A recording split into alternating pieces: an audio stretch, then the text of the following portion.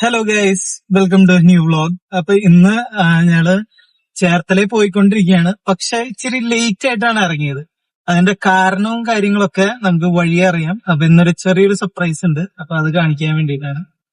നമുക്ക് ഞായറാഴ്ച ആയതുകൊണ്ട് തന്നെ വലിയ തിരക്കുകളൊന്നും ഇല്ലാതെ ഇവിടെ എത്താൻ പറ്റി. ഇപ്പൊ ആലുവയിൽ ചെറിയൊരു സിഗ്നലിന്റെ ഒരു ചെറിയ ബ്ലോക്ക് മാത്രമേ ഉള്ളൂ. ബാക്കി എല്ലാ സ്ഥലങ്ങളും പെട്ടെന്ന് തന്നെ കടന്നുപോയി.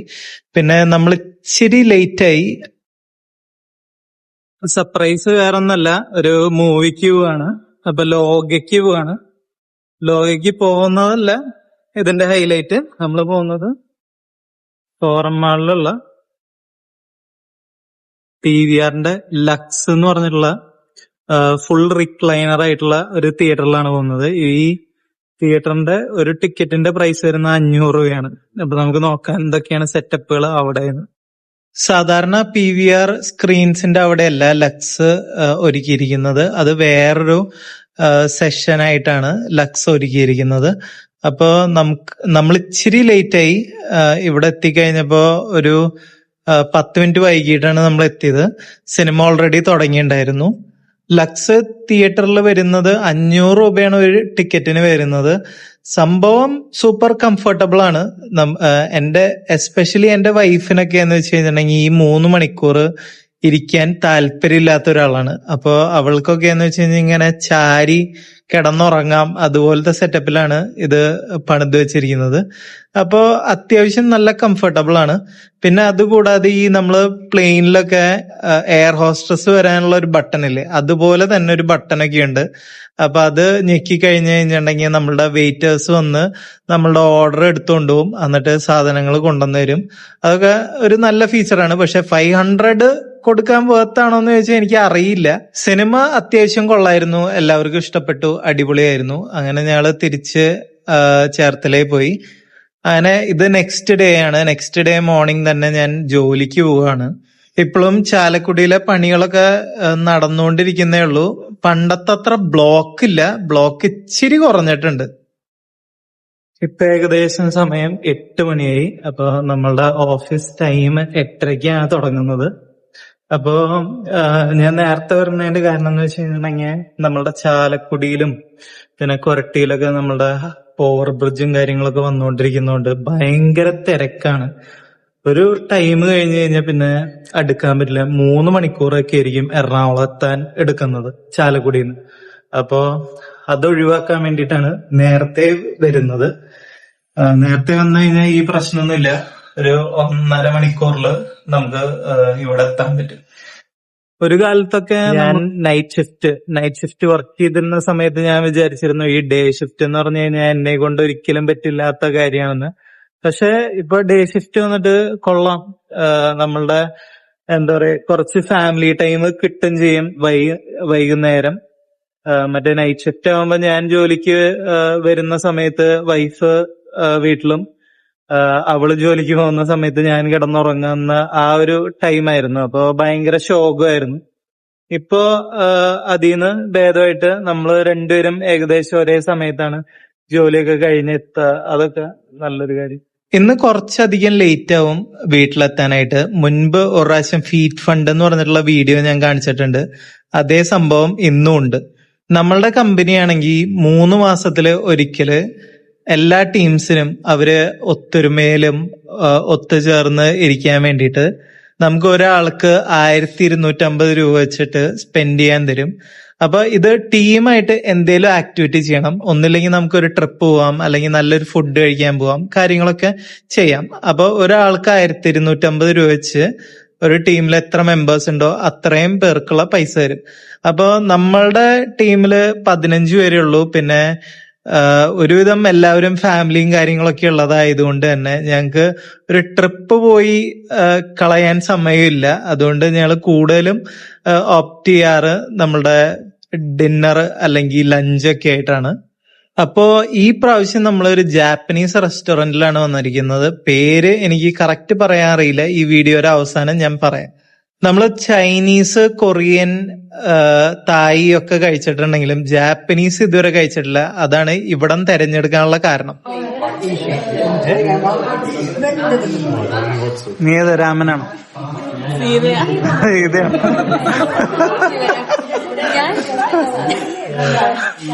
ഞാനും സ്നേഹയും കൂടി ഏതോ ഒന്ന് എടുത്തിട്ട് മിസ്സോ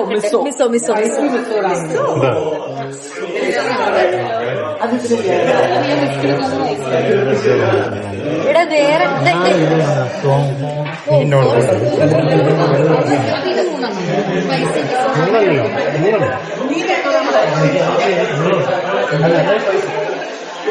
അവിടെ ഇത് നിയമൊക്കെ ഉണ്ട്, ഇത് വെച്ച് കഴിക്കാൻ പറ്റുള്ളൂ.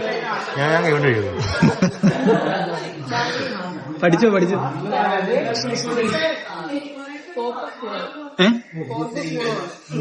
അങ്ങനെ ചെറുതായി വ്ലോഗൊക്കെ ചെയ്തു വന്നപ്പോഴേക്കും നമ്മളുടെ ആദ്യത്തെ ഐറ്റം എത്തി. ആദ്യത്തെ ഐറ്റം ചിക്കൻ സുഷിയാണ്. അപ്പൊ സുഷി എന്ന് പറഞ്ഞു കഴിഞ്ഞിട്ടുണ്ടെങ്കിൽ കഴിച്ചിട്ടുള്ളവർക്ക് അറിയാം, നമുക്ക് ആദ്യം തന്നെ ഓക്കാനിക്കാൻ വരും. അത്രയൊരു വൃത്തികെട്ട സാധനമാണ്. നമ്മളുടെ പച്ച മീനും കാര്യങ്ങളൊക്കെ വെച്ചിട്ടുള്ളതാണ്. എന്നാ ചിക്കൻ ആവുമ്പോ കുറച്ച് ഭേദം ഉണ്ടാവും എന്ന് വിചാരിച്ചാണ് ഞങ്ങൾ ഓർഡർ ചെയ്തത്. എല്ലാവരും കഴിച്ചിട്ട് അത്ര ഇഷ്ടപ്പെട്ടൊന്നുമില്ല, ഭയങ്കര ബോറ് സാധനമാണ്. ചിക്കന്റെ ആയാലും സുഷി തന്നെയാണ്. ഭാഗ്യത്തിന് ഞങ്ങള് ഒരു പ്ലേറ്റ് ആണ് ഓർഡർ ചെയ്തത്. ഒരു പ്ലേറ്റില് 6 പീസാണ് വരുന്നത്. അപ്പൊ എല്ലാവരും ഭാഗിച്ചെടുത്ത് കുറച്ച് ട്രൈ ചെയ്യാൻ ആഗ്രഹമുള്ളവര് മാത്രം സുഷി ട്രൈ ചെയ്തു. അങ്ങനെ ഇരിക്കുമ്പോഴേക്കും നമ്മളെ സെക്കൻഡ് ഐറ്റം എത്തി. യക്കിറ്റോരി എന്നാണ് അതിന്റെ പേര്. സംഭവം ഒരു സ്റ്റിക്കുമ്മേ നമ്മൾ ഗ്രില്ല് ചെയ്തെടുത്ത ചിക്കനാണ്. ഇത് അത്യാവശ്യം നല്ല ടേസ്റ്റും കാര്യങ്ങളൊക്കെ ഉണ്ടായിരുന്നു. ഞങ്ങക്ക് കിട്ടിയ ആദ്യത്തെ ഐറ്റവും പിന്നെ അത്യാവശ്യം ടേസ്റ്റ് ഉള്ള ഐറ്റം ആയതുകൊണ്ട് ഞങ്ങക്ക് ആക്രാന്തം മൂത്തു. കുറെ സാധനങ്ങള് ചവറ് പോലെ ഓർഡർ ചെയ്തു. ഈ എല്ലാവരുടെ മുഖങ്ങളും തെളിഞ്ഞിരിക്കുന്നത് മങ്ങാനായിട്ട് കുറച്ച് നേരെ വേണ്ടി വന്നുള്ളൂ. അടുത്ത ഐറ്റം വരുമ്പോ നമുക്ക് കാണാം എന്താണ് ഇവരുടെ റിയാക്ഷനും കാര്യങ്ങളൊക്കെ. ഈ സംഭവം എല്ലാവർക്കും ഇഷ്ടപ്പെട്ടതുകൊണ്ട് തന്നെ അടുത്ത ഒരു 2 പ്ലേറ്റും കൂടെ ഞങ്ങൾ ഓർഡർ ചെയ്തിട്ടുണ്ട്. അതിന്റെ കൂടെ തന്നെ നമ്മൾ ഓർഡർ ചെയ്യാൻ പോകുന്നത് കുറച്ചുപേര് എടുത്തത് മെയിൻ കോഴ്സ് ആയിട്ട് ചാഷു ജു എന്ന് പറഞ്ഞിട്ട് ചിക്കൻ വിത്ത് റൈസ് ആണ്. എന്നാൽ ബാക്കിയുള്ളവര് മിസോ രാമനാണ് എടുത്തത്. അപ്പൊ നമ്മള് ജാപ്പനീസ് ഫുഡ് ടേസ്റ്റ് ചെയ്ത് അടിപൊളിയാണെന്ന് ഒക്കെയുള്ള ധാരണയിൽ ഇങ്ങനെ ഇരിക്കുകയാണ്. എല്ലാവരും ഓരോ പീസ് വീതം അവിടെ എടുത്തു. നമ്മളുടെ യക്കിറ്റോരി എന്തായാലും കൊള്ളാം. അപ്പൊ ഈ പ്രാവശ്യത്തെ സ്ഥലം ഡെസ്റ്റിനേഷൻ ഒക്കെ തീരുമാനിച്ചത് ഐഷത്തായിരുന്നു. അപ്പൊ ഐഷത്ത് അതിന്റെ ക്രെഡിറ്റ് എടുത്തുകൊണ്ടിരിക്കുകയാണ്. ഞാൻ സെലക്ട് ചെയ്ത് വന്ന സ്ഥലം പൊളിയാണെന്നുള്ള രീതിയിൽ എല്ലാവരും സന്തോഷത്തിലാണ്. നമ്മള് എല്ലാവരും കിഡിലൻ ഫുഡ് എന്ന് പറഞ്ഞിരിക്കുകയാണ്. ഇതാണ് ഞാൻ ഓർഡർ ചെയ്ത ചാഷു ജു വിത്ത് ചിക്കൻ. ഈ ഒരു ഡിഷിന്റെ വരവോടെ എല്ലാവരുടെയും മുഖത്തെ ആ ഒരു സന്തോഷം മാറി സങ്കടമായി മാറി എന്ന് വേണം പറയാനായിട്ട്. മെയിൻ കോഴ്സ് വന്നതോടുകൂടി ഐഷത്ത് കളം മാറ്റി ചവിട്ടിയിരിക്കുകയാണ്. ഇപ്പോ ഞാനല്ല സെലക്ട് ചെയ്തത്, പ്രിയ മാനേജറാണ് എല്ലാം സെലക്ട് ചെയ്തത് എന്നായി ഇപ്പോഴത്തെ ആളുടെ അവകാശവാദം. ഇവിടെ സ്നേഹ പറയുന്നത് എന്താന്ന് വെച്ച് കഴിഞ്ഞിട്ടുണ്ടെങ്കിൽ എന്തായാലും ഫുഡ് മോശമാണെങ്കിലും ഇരുന്ന് ഗോസിപ്പ് പറയാൻ അടിപൊളി സ്ഥലമാണ്, എല്ലാവർക്കും അടുത്തടുത്ത് ഇരിക്കാനുള്ള ഒരു സെറ്റപ്പും കാര്യങ്ങളൊക്കെ ഉണ്ടെന്നാണ് ആള് പറയുന്നത്. ഞങ്ങള് മെയിൻ കോഴ്സ് മോശമായാലും ഇപ്പോഴും പ്രതീക്ഷ കൈവിട്ടില്ല.